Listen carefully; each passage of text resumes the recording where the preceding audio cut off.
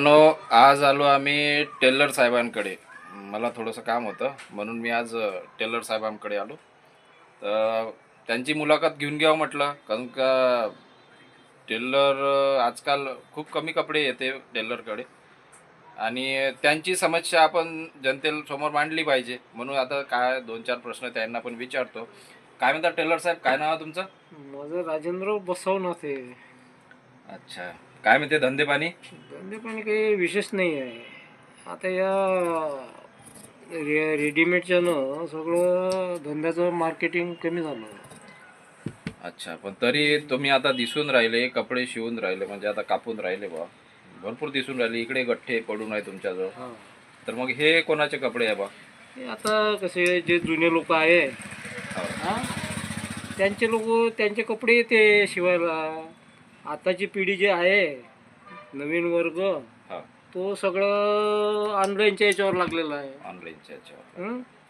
आणि ऑनलाईन आलेला कापड कसा कधी फाटला निघते, हा, कधी ढिला निघते, हा, हो, है की बरोबर आहे नाही? ना. कधी आखूड राहते, आखूड कधी राहते. लांब होते.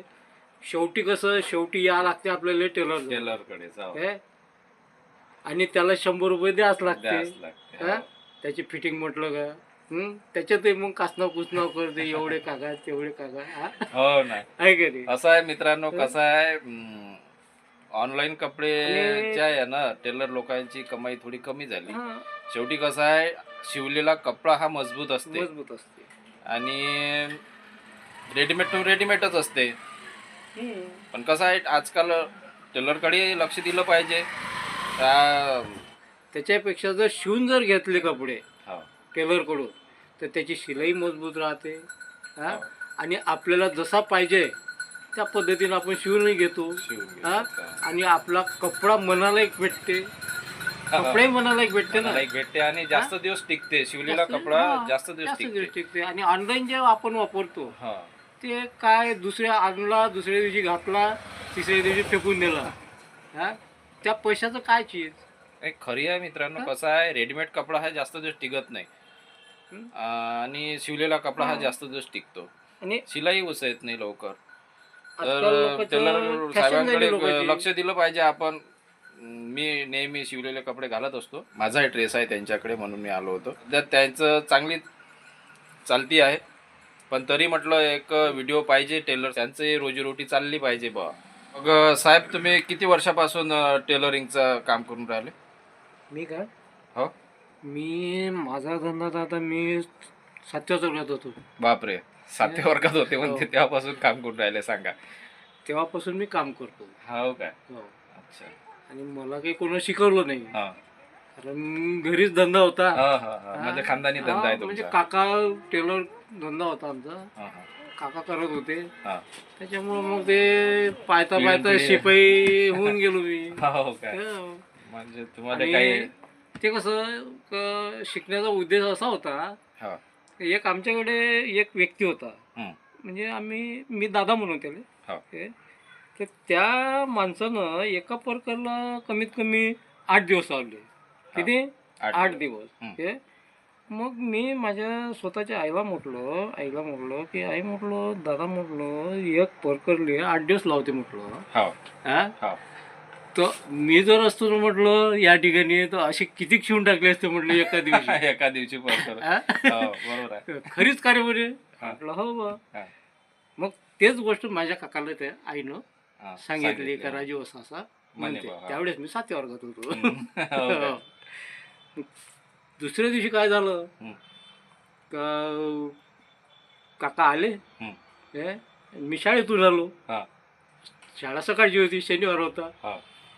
आलो घरी, जेवलो, आंघोळ बिंघोळ करून केली, जेवण केलं, मस्त रिलॅक्स झालो. हो.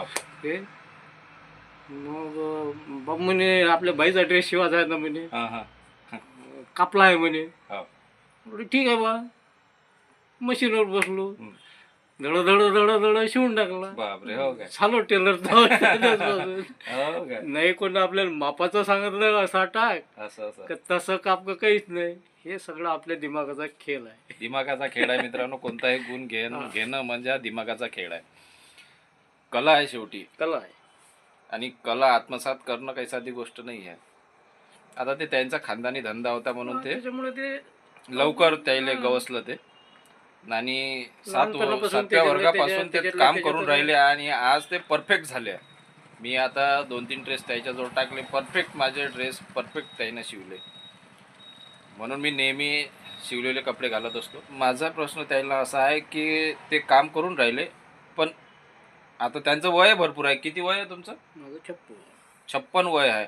आणि तुम्ही ह्या धंद्यावर किती प्रेम करता बा?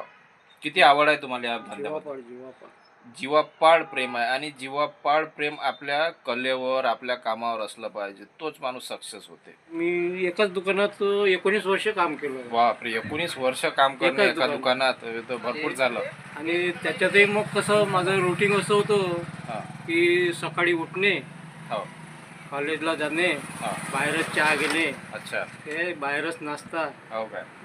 रूमवर काहीच नाही, फक्त रूमवर एक गादी हा. बस. हा. आणि त्याच्यानंतर मग कॉलेजमध्ये गेलं हम्म.